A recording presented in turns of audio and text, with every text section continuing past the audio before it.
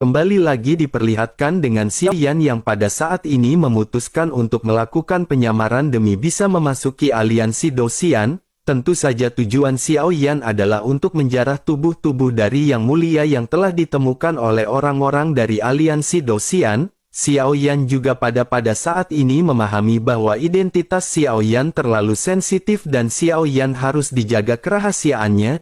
Dengan kata lain tidak boleh ada orang terkecuali Yang Mulia Ratu dan senior-senior dari kuil kuno yang mengetahui identitas Xiao Yan. Jika terjadi kecerobohan dan begitu terjadi kecelakaan dan kebocoran rahasia Xiao Yan segera terungkap, maka Xiao Yan benar-benar akan segera berada dalam situasi yang sangat berbahaya.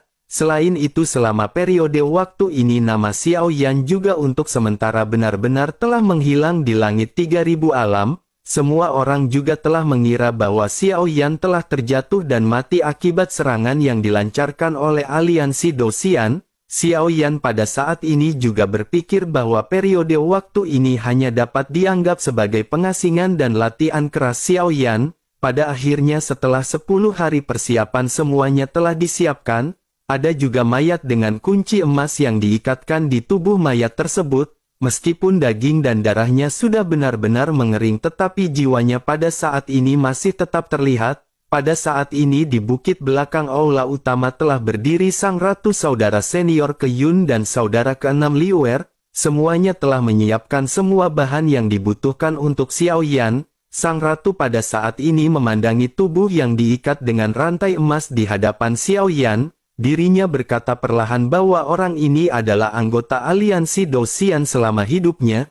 Kekuatannya berada di tahap menengah Dou-Xian bintang 8 dan kekuatan ini sangat dekat dengan milik Xiao Yan. Selain itu dirinya juga seorang alkemis semasa hidupnya dan memiliki kecocokan yang mirip dengan aura Xiao Yan. Dengan cara ini akan lebih mudah untuk menyesuaikan Xiao Yan sehingga efek dari kedua aura tersebut akan menjadi lebih sempurna. Kemungkinan untuk mencari kekurangan hal ini benar-benar akan menjadi lebih kecil. Xiao Yan pun memandangi mayat yang berada di hadapannya yang telah mengering dengan ekspresi serta penampilan yang tidak dapat dilihat. Namun tingginya memang mirip dengan Xiao Yan dan memiliki jejak atribut api di dalam auranya. Xiao Yan pun sedikit mengangguk sementara Yang Mulia Ratu kembali mulai menjelaskan kepada Xiao Yan. Yang Mulia Ratu berkata bahwa namanya adalah Xiao Feng dan dirinya adalah orang yang rendah hati dan jujur. Kekuatannya tidak terlalu kuat tetapi dirinya dikirim ke garis depan pertempuran.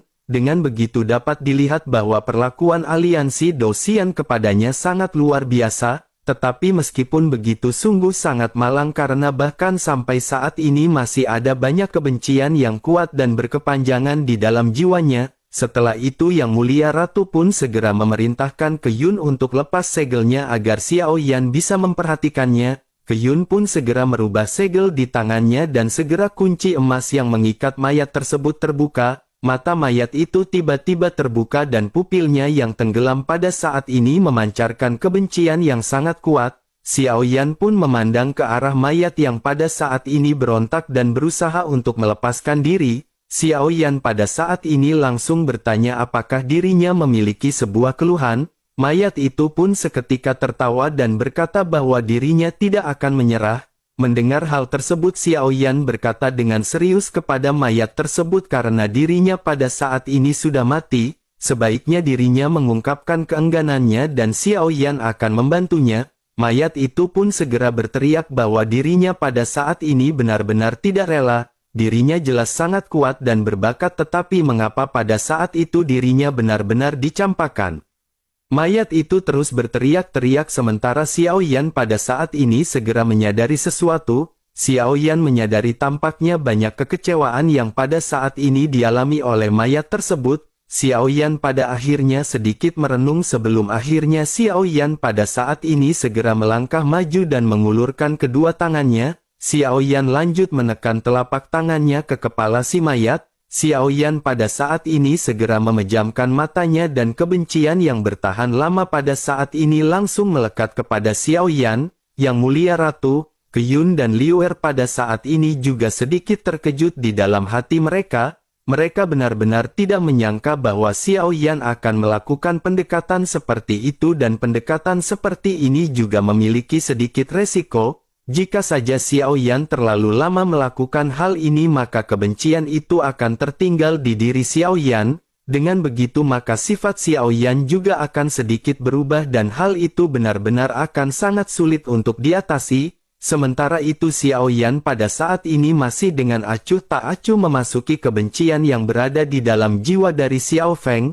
Xiao Yan pada saat ini seolah-olah melihat banyak ketidaksenangan yang dialami oleh Xiao Feng. Di antara banyak kebencian ini ada 3 kebencian utama yang benar-benar membuat Xiao Feng sangat murka. Xiao Yan pada saat ini melihat sejarah Xiao Feng dari mulai dirinya Dosian bintang 3 hingga mencapai ke Dosian bintang 5. Semua kebencian yang dialami oleh Xiao Feng pada saat ini dapat dirasakan dan dilihat oleh Xiao Yan.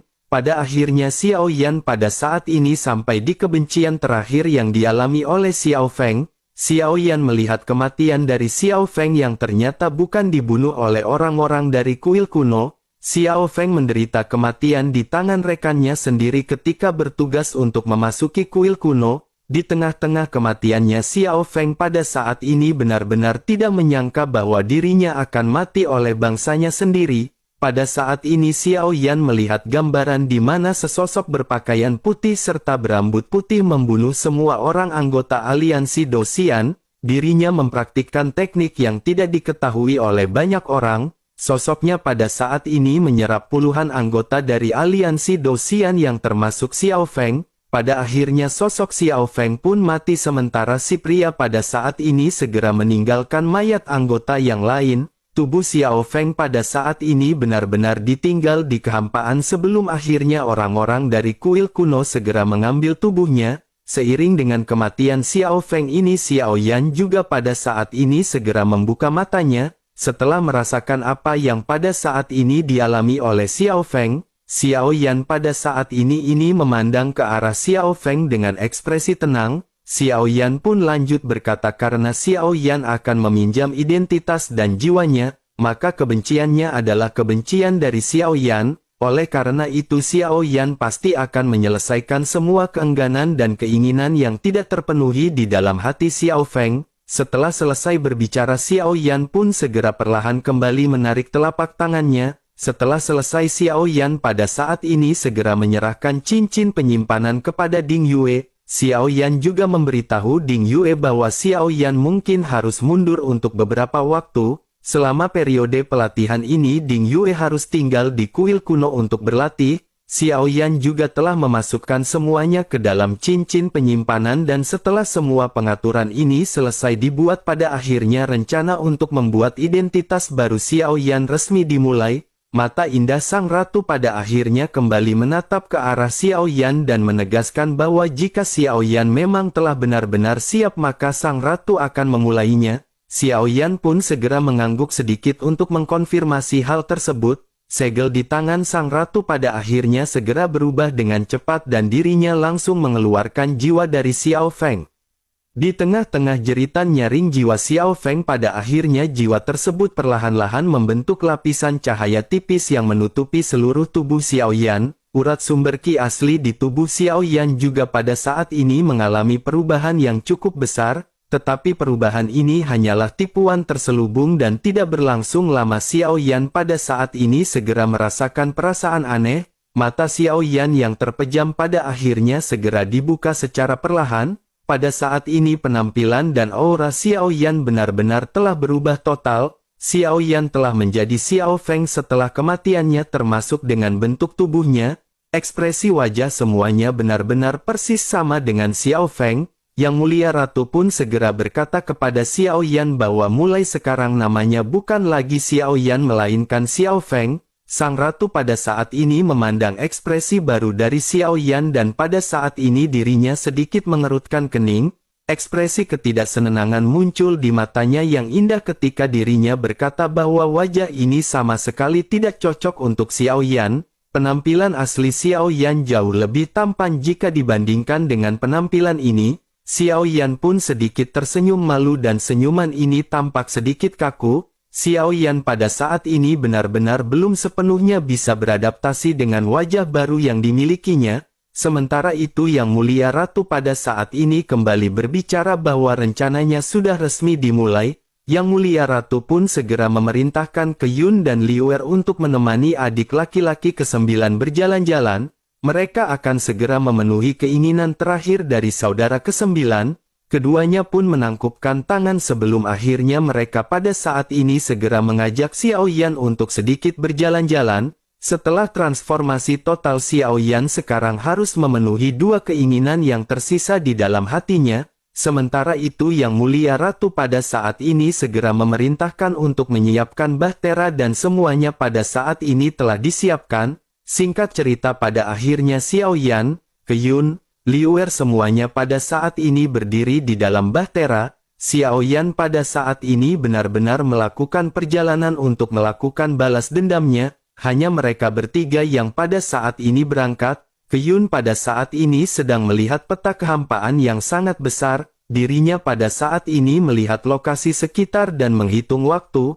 Yun pada akhirnya berkata bahwa mereka harus pergi ke kota 1000 bintang terlebih dahulu. Setelah itu mereka harus ke bintang merah dan barulah mereka pergi melintas menjauh. Jika menghitung waktu pada saat ini mereka sepertinya akan memakan setidaknya 100 tahun. Mendengar hal tersebut Xiao Yan pada saat ini benar-benar sedikit terkejut. Kali ini perjalanan mereka benar tidak terlalu lama, tidak seperti perjalanan Xiao Yan pada saat itu. Tentu saja dengan teknologi dan kekayaan yang dimiliki oleh kuil kuno perjalanan ini benar-benar akan dipersingkat. Pada akhirnya ketiganya pada saat ini berangkat menembus kehampaan dan menghilang di dalam kegelapan. Di dalam perjalanan ini Xiao Yan pada saat ini telah lama mempraktikkan metode berbicaranya. Xiao Yan memutuskan untuk mempercepat kecepatan beradaptasi sepenuhnya dengan tubuh barunya. Bersamaan dengan hal tersebut pada saat ini Liuer benar-benar tidak tahan dan ingin menanyakan apa yang sebelumnya dirinya lihat di antara Xiao Yan dengan Yang Mulia Ratu.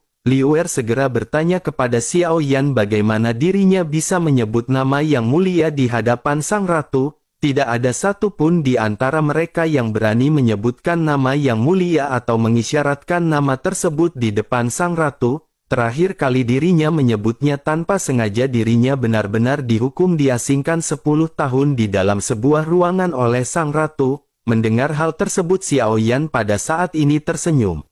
Xiao Yan pun mengangkat bahu dan berbicara dengan nada bercanda bahwa alasan mengapa Ratu tidak menghukum Xiao Yan setelah Xiao Yan selesai berbicara mungkin karena dirinya menyukai Xiao Yan. Mendengar hal tersebut membuat wajah Yun pada saat ini benar-benar berubah menjadi serius. Yun segera berkata kepada Xiao Yan bahwa adik ke-9 jangan berbicara omong kosong tentang permasalahan ini. Sementara itu Liuer pada saat ini segera berkata kepada Yun bagaimana jika apa yang dikatakan oleh saudara ke-9 ini memang benar. Kapankah senior Yun melihat ekspresi Yang Mulia yang begitu lembut ketika berhadapan dengan seorang pria? Setidaknya bukankah mereka belum pernah melihat tatapan penuh kasih sayang dari Sang Ratu kepada mereka? Dengan sorot mata dari saudara ke-9 menurut Liuer apa yang baru saja dikatakan oleh saudara ke-9 mungkin bisa saja terjadi.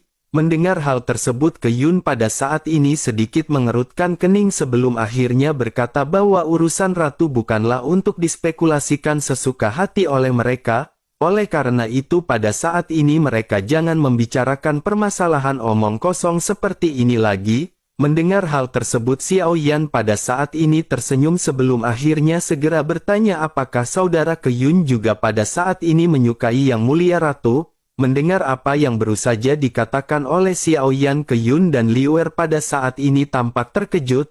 Yun tiba-tiba merasa bingung sebelum akhirnya pipinya memerah dan dirinya buru-buru segera kembali berbicara kepada Xiao. Dirinya berkata agar saudara ke-9 jangan berbicara omong kosong seperti ini. Bagaimana mungkin status bangsawan Ratu bisa dikagumi oleh Yun dengan kualifikasinya? Mendengar hal tersebut Xiao Yan pun kembali tersenyum dan berkata sebenarnya tidak apa-apa untuk memiliki kekaguman rahasia. Yun pun seketika sedikit tersipu mendengar apa yang baru saja diucapkan oleh Xiao Yan. Melihat ekspresi dari Kyun Liuer ini pada saat ini benar-benar tidak bisa lagi menahan tawanya dan dirinya pada saat ini segera tertawa lepas. Dirinya lanjut berkata kepada Xiao Yan bahwa adik ke-9 benar-benar berbakat. Saudara ke-9 pada saat ini benar-benar bisa membuat wajah senior Kyun benar-benar memerah. Mendengar apa yang dikatakan oleh Liuer pada saat ini, Kyun benar-benar sangat kesal dan segera bergegas pergi. Sementara itu Liuer pada saat ini seolah-olah masih sangat penasaran dengan identitas misterius dari Xiao Yan. Kyun kembali memastikan kepada Xiao Yan apakah yang dikatakan oleh saudara laki-laki ke-9 sebelumnya memang benar. Apakah sang ratu pada saat itu benar-benar jatuh cinta kepadanya? Xiao Yan pada saat ini kembali tersenyum dan berkata tentu saja itu benar. Bagaimanapun juga sang ratu dulunya adalah wanita dari Xiao Yan. Mendengar hal tersebut pada saat ini kedua orang yang mendengar perkataan Xiao Yan benar-benar terkejut. Pada akhirnya mereka pada saat ini berbincang-bincang santai di tengah-tengah Kyun yang pada saat ini merasa sangat malu. Selama perjalanan ini Xiao Yan juga pada saat ini memanfaatkan waktu untuk kembali melatih teknik alchemisnya. Selain pil kembar, Xiao Yan juga pada saat ini telah menyempurnakan 2 ramuan baru. Resep dari ramuan ini adalah resep yang diperoleh dari senior Bei Tianli. Pil pertama disebut dengan pil darah pencampur tulang. Pil tersebut telah mencapai tingkat suci tingkat kedua. Efek terbesarnya adalah dapat dengan cepat mengobati luka, terlebih lagi dengan peningkatan kekuatan dan penguatan kekuatan fisik yang terus-menerus. Secara alami efek pemulihan dari bahan obat juga benar-benar harus bisa mendukung. Sementara itu ramuan kedua yang dimurnikan oleh Xiao Yan juga pada saat ini merupakan tingkat suci tingkat kedua. Efek terbesar dari ramuan ini adalah memulihkan sumber origin abadi di dalam tubuh. Bahan utamanya adalah sumber origin abadi dan Xiao Yan hanya cukup menggunakan sumber origin abadi di tangannya. Xiao Yan pada saat ini membuat banyak pil untuk persediaan Xiao Yan di perjalanan. Bagaimanapun Xiao Yan akan memasuki aliansi Dou-Xian di masa depan dan Xiao Yan benar-benar harus memiliki stok untuk pemulihan. Di tengah-tengah proses pelatihan Xiao Yan ini pada akhirnya tanpa terasa waktu 100 tahun berlalu. Xiao Yan pada saat ini sudah sampai di hadapan bintang merah dan hati Xiao Yan pada saat ini berdebar. Dalam waktu sekejap mata pada akhirnya Xiao Yan telah sampai di atmosfer dari bintang merah. Xiao Yan pada saat ini merasakan bahwa tempat ini sudah tidak seperti sebelumnya. Xiao Yan juga pada saat ini melesatkan kekuatan spiritual dan Xiao Yan mendengar semua orang yang menggosipkan bahwa Hua Buyu telah meninggal. Xiao Yan pada akhirnya memutuskan untuk mendekati paviliun tempat tinggal dari Hua Buyu.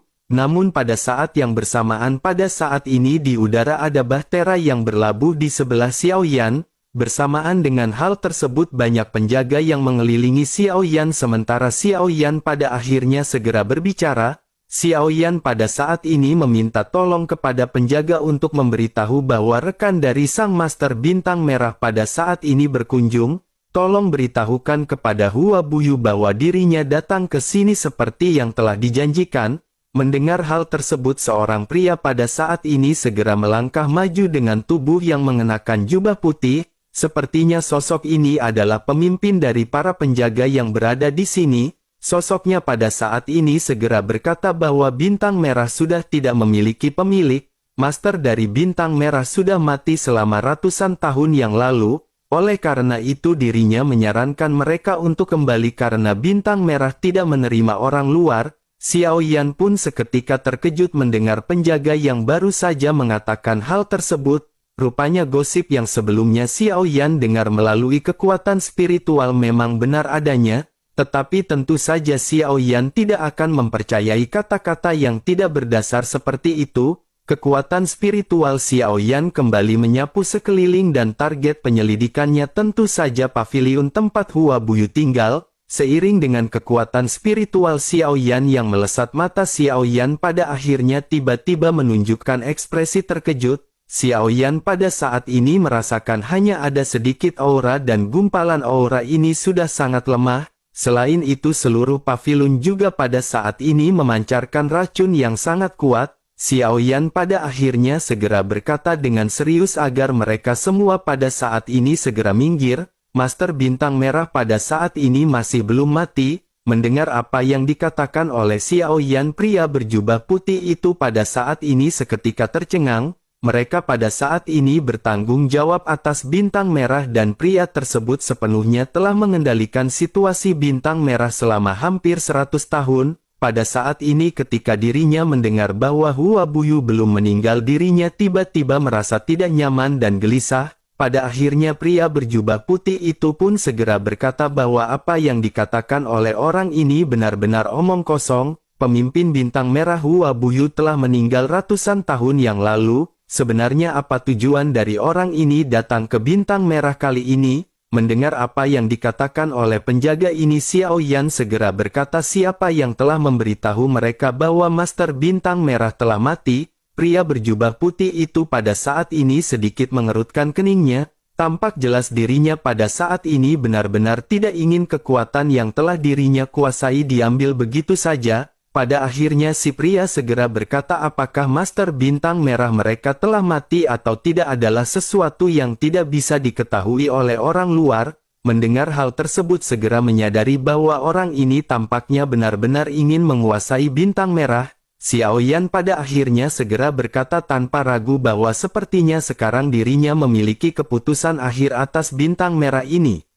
Pria berjubah putih itu pun menunjukkan ekspresi terkejut setelah niatnya pada saat ini benar-benar diketahui oleh Xiao Yan. Pria itu pun segera melambaikan tangannya dan semua penjaga dari Bintang Merah pada saat ini mengepung kelompok Xiao Yan. Sementara itu Liu Er pada saat ini masih dengan santai segera bertanya kepada Xiao Yan apakah mereka pada saat ini akan membunuh orang-orang ini atau tidak. Kelompok Xiao Yan pada saat ini memandangi para penjaga dengan ekspresi acuh tak acuh. Sesungguhnya tidak ada seorang pun di sini yang bisa berhadapan dengan salah satu di antara kelompok Xiao Yan. Para penjaga ini bukanlah ancaman di hadapan kelompok Xiao Yan. Namun Xiao Yan pada saat ini masih mengingat Hua Buyu sebelum akhirnya Xiao Yan berkata bahwa Xiao Yan akan memberi 3 nafas kepada mereka. Jika mereka tidak menyingkir maka Xiao Yan akan mengubah mereka menjadi mayat. Suara Xiao Yan benar-benar sangat dingin dan pada saat ini momentum tahap menengah Dosian Bintang 9 Xiao Yan segera meledak. Pria berjubah putih dan semua penjaga Bintang Merah yang sebelumnya bersemangat pada saat ini sedikit terkejut. Meskipun mereka pada saat ini merasakan aura kuat di tubuh Xiao Yan, mereka pada saat ini masih berdiri dengan teguh di hadapan Xiao Yan. Pada akhirnya 3 nafas pun berlalu dan Xiao Yan pada saat ini segera menjentikkan jarinya. Energi yang tak terlihat yang sangat kuat pada saat ini segera menamparkan pria berjubah putih. Sosoknya pada akhirnya segera melesat ke kejauhan dan hal tersebut pada saat ini membuat prajurit lainnya benar-benar gemetar ketakutan. Sosok Xiao Yan pada saat ini bahkan tidak bergerak, tetapi aura dari Xiao Yan ini benar-benar bisa melemparkan pria berjubah putih. Sementara itu Xiao Yan pada saat ini tidak ingin banyak cincong lagi dan tubuh Xiao Yan segera menghilang. Feyun dan Liu Er juga pada saat ini segera menghilang dan mereka segera menuju ke paviliun tempat Hua Buyu tinggal. Begitu sampai Xiao Yan pada saat ini merasakan bahwa paviliun benar-benar telah kosong. Xiao Yan juga bisa merasakan adanya aura yang sangat lemah di belakang paviliun. Xiao Yan pada akhirnya segera melesat ke arah gunung yang bertepatan di belakang paviliun. Xiao Yan melihat Hua Buyu yang pada saat ini sedang duduk dan segera memanggil namanya. Namun aura hidup dari Hua Buyu pada saat ini benar-benar sudah sangatlah lemah. Ada berbagai bahan obat yang diletakkan di depan tubuhnya dan semuanya dimurnikan untuk menekan sementara racun di tubuh Hua Buyu. Pada akhirnya Xiao Yan tanpa mengucapkan sepatah kata pun segera mengeluarkan tungku alkemis dan tanpa ragu mulai membantu Hua Buyu. Inti dari ramuan ini adalah sumber api dan selama ada sumber api maka memurnikannya tidak akan terlalu sulit. Xiao Yan pun segera mengeluarkan sumber api yang dimiliki oleh Bei Tianli. Xiao Yan memutuskan untuk membawa sumber api milik Bei Tianli karena ini adalah yang paling lemah di antara para senior. Xiao Yan telah memperhitungkan kekuatan sumber api ini dan Xiao Yan juga telah memperhitungkan situasi dari Hua Buyu. Tanpa pikir panjang Xiao Yan segera memulai proses pemurnian dan tanpa terasa waktu pun hampir 10 hari berlalu, Xiao Yan menggunakan kecepatan tercepat untuk memurnikan ramuan penekan racun di tubuh Hua Buyu. Setelah selesai Xiao Yan pun tidak ragu-ragu lagi dan segera memasukkan ramuan ini langsung ke mulut Hua Buyu. Bersamaan dengan hal tersebut pada saat ini racun di permukaan tubuh Hua Buyu juga benar-benar dengan cepat menghilang. Setelah beberapa saat Hua Buyu juga pada saat ini menyemburkan seteguk darah hitam. Setelah itu muncul lingkaran api putih di permukaan tubuhnya dan ini adalah sumber api putih. Setelah beberapa saat pada akhirnya racun di dalam tubuh Hua Buyu pada saat ini benar-benar telah menghilang. Sedikit darah kemerahan akhirnya muncul di wajah Hua Buyu bersamaan dengan racun yang benar-benar menghilang tanpa jejak.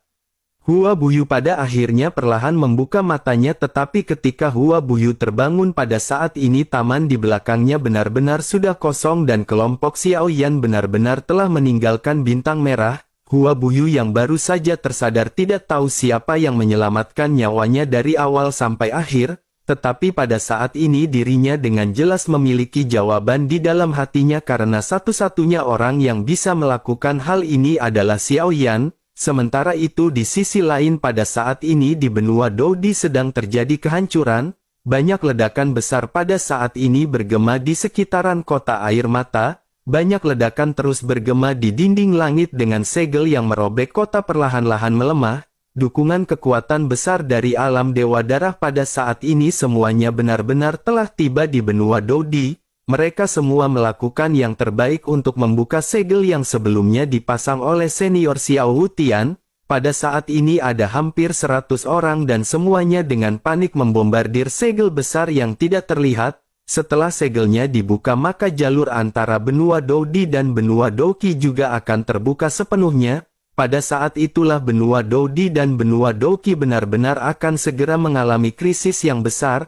Pada akhirnya setelah banyak usaha yang dilakukan oleh orang-orang dari alam Dewa Darah, dua suara tajam tiba-tiba keluar dari segel yang tidak kasat mata ini. Mata semua orang pada akhirnya menjadi bersemangat karena segel pada saat ini benar-benar telah menimbulkan retakan.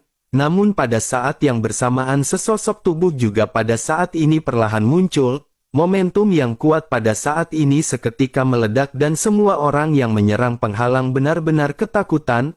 Mereka seketika mundur dengan liar sementara ekspresi dari pemimpin dari alam Dewa Darah juga tiba-tiba terkejut. Kaisar Dewa Darah pada saat ini segera memandang ke arah sosok yang baru saja muncul. Sosoknya pada akhirnya bergumam sepertinya berita yang dikirim kembali itu memang benar. Memang ada seorang Dogat yang bersembunyi di dunia Doudi selama ini. Tetapi meskipun begitu tampaknya sosok tersebut adalah Dogat yang telah terluka. Sementara itu di sisi lain pada saat ini sosok Xiao Wutian segera memandang ke arah Kaisar Dewa Darah dengan tajam. Xiao Wutian mencoba yang terbaik untuk menekan kemarahan yang muncul di dalam hatinya. Dirinya segera lanjut berkata bahwa dulu jika dirinya tahu akan ada situasi seperti ini maka dirinya benar-benar akan membunuh Kaisar Dewa Darah secara langsung. Bagaimanapun dunia ini adalah kampung halaman dari Kaisar Dewa Darah.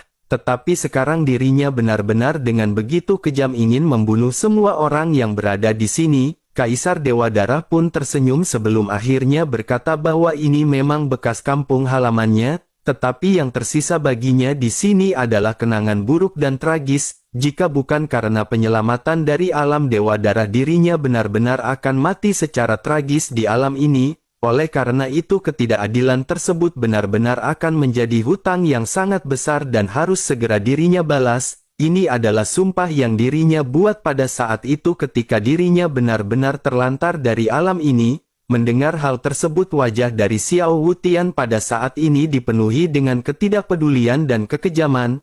Kaisar Dewa Darah juga pada saat ini memandang ke arah Xiao Wutian tanpa menunjukkan sedikit pun rasa takut. Sementara itu mata dari Xiao Wutian pada saat ini sedikit mengembun. Terlihat jelas bahwa apa yang dikatakan oleh Kaisar Dewa Darah memang benar. Tampaknya pada saat ini Xiao Wutian benar-benar sedang terluka akibat digigit oleh janda Tobrut atau lumba-lumba salto.